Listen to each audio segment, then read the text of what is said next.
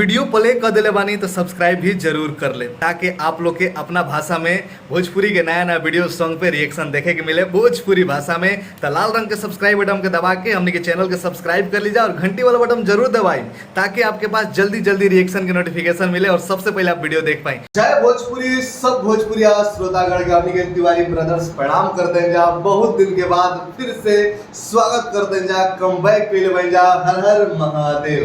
गोड़ छुके गोड़ लगा तनी आप लोग के जे भी बा जहां बा एक बार लाइक करके आशीर्वाद दे दी जाए। जितना लाइक होई बुझाई कि भाई का आशीर्वाद मिल गई। जब कहले है कि गोड़ छुके गोड़ लगा तनी की कॉमेडी अभियान तक तू अब कुछ छू ला चलो भैया, तो बिहार टूर रहे पिछले एक महीना से हमनी के और अग्नि हजार भी तो 7-8 दिन हो गया। दिल्ली में गर्मी मतलब समझी 42-43 हाई पे रहे। आज भी बड़ा ये समय निकाल के बहुत दिन से मन में चल रहे जल्दी कर जाए कब कर जाए टाइम ना मिल पात रहे और थोड़ा काम भी चल रहा है कि बैकग्राउंड आप लोग देख रहे बन जा कुछ एक तैयारी चल रहे तो लेके हाजिर बन जा। तो ज्यादा देर ना करम जा, धीरे धीरे बात होत रही, धीरे धीरे निकली। तो शुरुआत सोच लिए जा बाबा के नाम लेके सावन के महीना बस खेसारी जी धमाका कर देले बड़े। मोहन सिंह के लोग के इंतजार बाटे। तो खेसारी जी के ओना 2-3 गाना रिलीज आगे लेकिन हमनी के करे जा रहल बा जो हारमोनियम वाला गाना जो उनके भी लेटेस्ट आई बा और ट्रेंडिंग में दोनों पे चल रहा है। कमाल के लिए बहुत बहुत बधाई बा पूरे भोजपुरिया समाज के। और एकरा संगे सोचनी है जा कि उदासपन ना लागे पवन सिंह के भी कोनो पुरान गाना के निकल फैन ना तो ई सब हमरा भी बात ना करी। अच्छा लगला जब दोनों आदमी साथ में होला तो हमने हमार कोशिश बा एकता में लावल। ठीक बा, अलग अलग बात चल रही। एक दिन तो भैया वही जाए के बाद एक दिन एक होके ही ना दुनिया पे राज करे के बाद आज भी कुछ लोग कर रहल बा, गलती कर रहल बा। ज्यादा बात एक दिन हो जाए का मतलब तू का मतलब एक दिन एकता में ही बन के दुनिया पे राज करे। हमारा सेम सलाह गेला कि एक दिन मतलब वही जाए के बाद पहले भी भारत में भी रहे दुनिया पे राज कर रहल बा। हर जगह भारतीय के परचम लहरा रहल बा। मोदी जी के नाम से भरल बा। ठीक बा। लोग अमेरिका के राष्ट्रपति भी हाथ मिला दर्शन दे। तो ये चीज हो जाला, बदलाव आदमी के लागेला। तो हमनी के थोड़ा होला लड़ाई झगड़ा से इंसान के शुरुआत होला। अरे विकास चलत रहेला ना कह जाला कि जंजाल ठीक कंगाल ठीक ना लेके हाथ जा बोलबम बोलो हारमोनिया पे जी खेसारी लाल यादव जी के गाना और बड़ा दूसर का गाना आटे पवन सिंह के हरियर हरियर चूड़िया। तो रिएक्शन सबसे पहले वही हमने के हारमोनिया वाला गाना बोलबम पर करम रिएक्शन। तो भैया आप लोग बता दी कि गाना के खेसारी लाल यादव और प्रियंका सिंह गईले वालो वही गाना में खेसारी लाल यादव के साथ है मेघाश्री। ना ना रुको, मेघाश्री बाड़ी जो कि साउथ के है वो भोजपुरी पर लिपसिंग बड़ा बढ़िया कर रहा है। मेघाश्री के साथ कोनो फिल्म आई रहे। अरे कई वो फिल्म शूट केले बड़े अभी आवे वाली बाड़ी से वही का साउथ फिल्म भला बने। मेघाश्री के साथ के बाद कोई भोजपुरी में ले अब भोजपुरी एल्बम में घुसा दे। शुरुआत कइल जाओ ओकरा पहले आपके भाई एगो रिक्वेस्ट करेला कि हमरो 2-3 दिन पहले देखी गाना भी आइल। हम सोचनी बहुत दिन रिएक्शन करी ना कर पाइनी। 3 दिन पहले 28 तारीख के रिएक्शन रिलीज भइल बा। शिल्पी राज के साथे गाना बा, हिंदी स्टाइल में गाना बा। कौन गाना हो? तो दुल्हन हो जाए वो दिल जाने हर अपनी जान लुटा देंगे हम तुम पे वो दिल जाने। बहुत सुंदर गाना बाटे का वीडियो जल्दी आई, एल्बम के बाद आई। लेकिन आप लोग जरूर भाई के सपोर्ट करब जा, शेयर करके। अब देखम जा हमरा पता बा देखे नहीं सुनी ना डिस्क्रिप्शन में लिंक बा, शेयर करेंगे ऑफिशियल चैनल पे बा। चलो रिएक्शन पे जाओ, रिएक्शन शुरू करिए। पापा मम्मी के लिए बेस्ट गिफ्ट कहरवा मिनी आओ हो हर हर महादेव। मेघाश्री आओ धुन आओ म्यूजिक आओ। गजब गाना बनाओ भाई।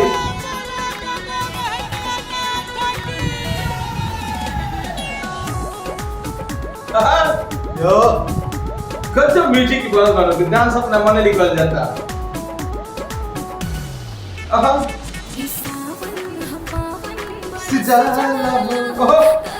देखो, आवाज मधुर।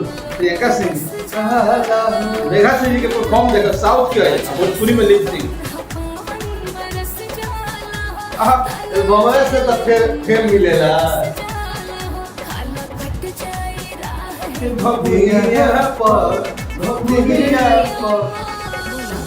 आओ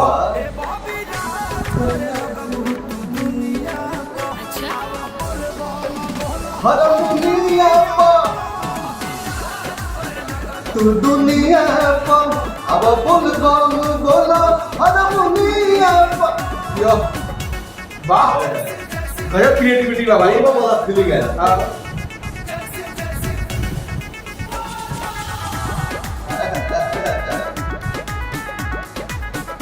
झूमा लो बधाई बा।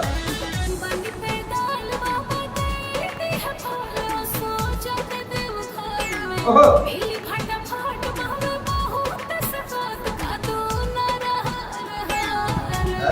ओहो हर हर महादेव।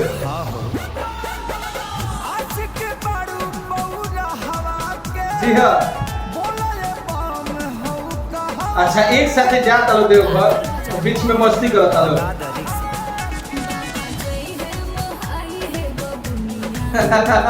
दुनिया का लाइफ बा।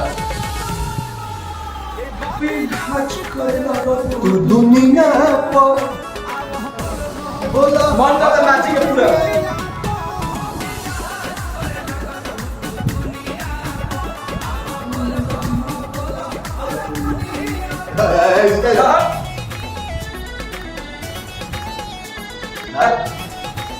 जियो मजा आ सुन के बोल रहा था इतने दूर में ट्रेनिंग में लेके चलो। अच्छा इहो आ गेली। हां ये बजा दो।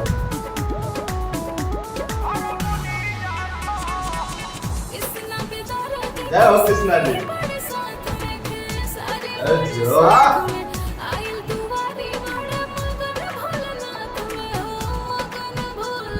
क्या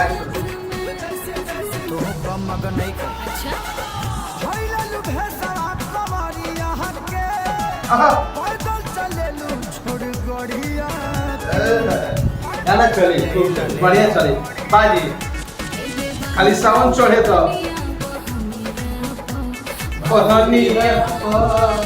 अच्छा लगा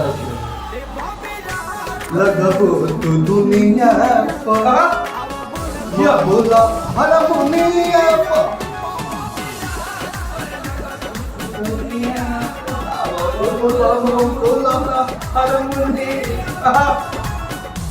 हर महादेव। भैया हो ना कह जला कि मेहनत इतनी खामोशी से करोगे कामयाबी आपकी शोर मचा दे। और सबसे पहले हम बात करें भैया मेघाश्री के जिनका हिंदी बोलने में तकलीफ होते रहे। वो भोजपुरी गाना पर इतना जबरदस्त लिपसिंग के बड़ी बेहतर तो नहीं बुझाई था कि भोजपुरी नहीं खी जाती भोजपुरी करना आवेला।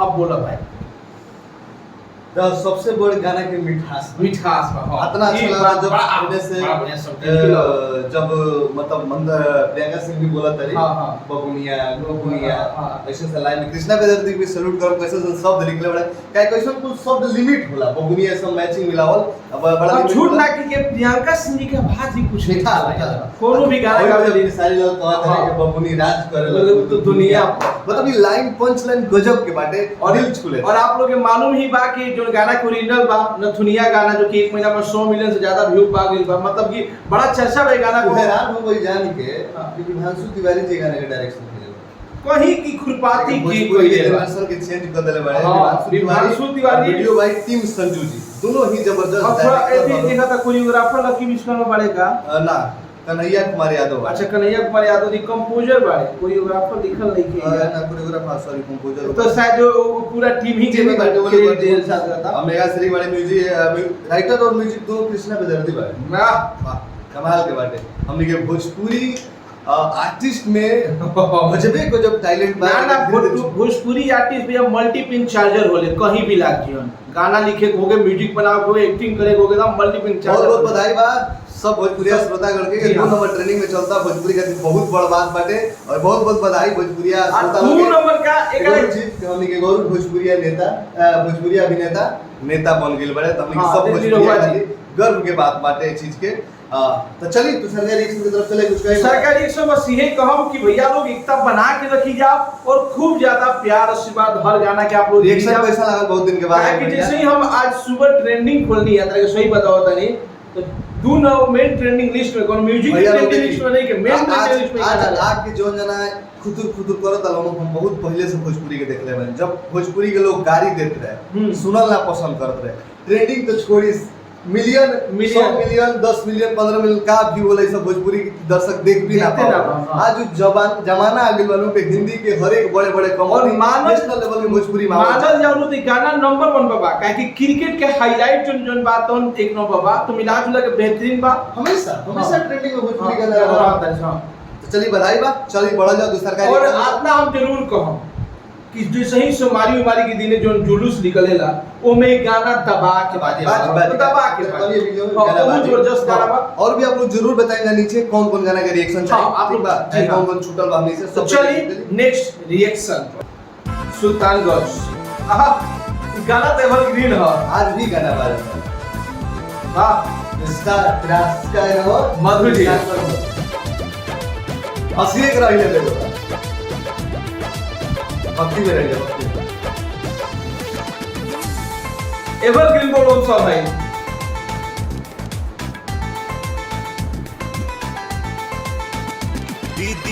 ओरे से पिया तैयारी जीजा लेके आई जल्दी गाड़ी जी दीदी पूरे जो पिया तैयारी जीजा लेके एक्सप्रेशन देखा गाड़ी जी जाए के बाद घर ना बतिया भुलाई हो हरियर हरियर चूड़ी रे जीजा हमारो के ले ए जोर को हरियर हरियर चूड़ी रे जीजा जी हाँ अंदर तिरंगी देखे दुहे के ये जो तक खींच लेगा वाह क्लासिकल म्यूजिक बहुत बढ़िया क्लासिकल डांस। वाह आहा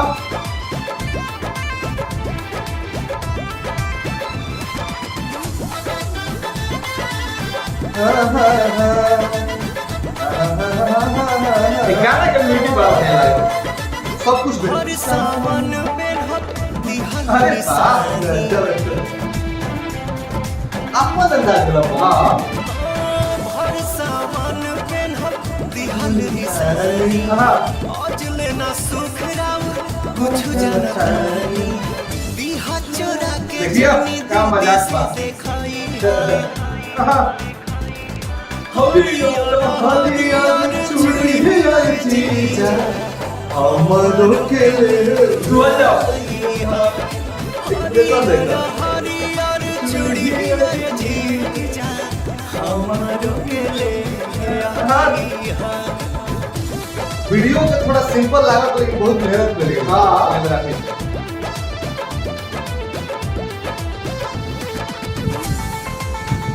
आहा ये सब सजावट मेला याद आ रहा है सब देखला के बाद के बोलबम गोइल बा साउंड में बजाए वाला बताई जा अगिला सोमारी करब हम जल ढारी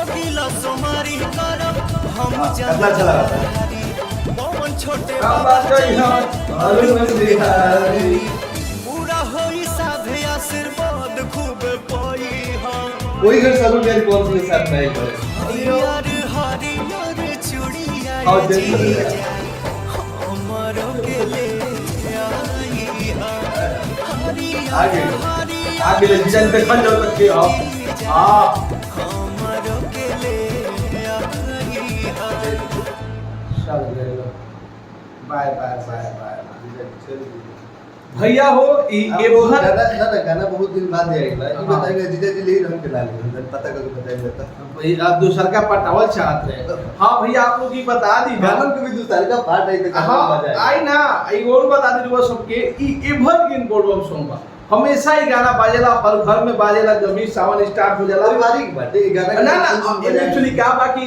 साउंड में मिल जाता है माई बहन वालों हरियर चूड़ी पहने ला लो सब कोई तो बड़ा ही बढ़िया क्लासिक सॉन्ग बा और 2-3 साल पहले की सब गाना हो लेकिन आज भी लोग के जुबान पर बा गाना और गजब के एकरा एक्सप्रेशन बारे में क्या कहेगा बस रिएक्शन कर देने जा आप लोग देखी जा बहुत ना बहुत बढ़िया हमारे को चीज लोग लगा का जला कोरियोग्राफी। बुलावे ला ना पवन सिंह एक्सप्रेशन दे तागा दूध दे तिरंगी कॉटन दिया तू कौन सी गाना ना हां ई बात ये बात के कोनो चीज के लव कैसे साइन कोई जाला नो तो सब कोई सही करे एक गाना के पवन सिंह अपन अंदाज करे एक गाना में म्यूजिक दे बड़े छोटे बाबा अरुण बिहारी जी ये गाना के लिखले बड़े पवन जी के मधुर आवाज सुनने के आप लोग ने मिलल बा कोरियोग्राफर के नाम नहीं है ई पहले जैसे कि वीडियो फिर से डालो के डीएफ कंपनी द्वारा अलग चैनल पे ओरिजिनल वीडियो ना आ रहे हमने और आप लोग मालूम है तिसाकर मधु जी आप परफॉर्म केले बड़ी और कब का नेहा बात नेहा सिंह है हाँ। का नाम उनका नेहा सिंह शायद नाम है तो कैसा लगल आप लोग रिएक्शन जरूर बताइए जा। और कौन कौन सा पवन सिंह के वीडियो हमनी के लोग की छूटल बा नीचे कमेंट सेक्शन में बताइए जा। बोलबम कौन कौन पुरान चाहिए अभी आई तो फिर नया पता होबे करी। जी हाँ। पुरानका में हमनी के सजेशन जरूर दिए जा, मदद करी जा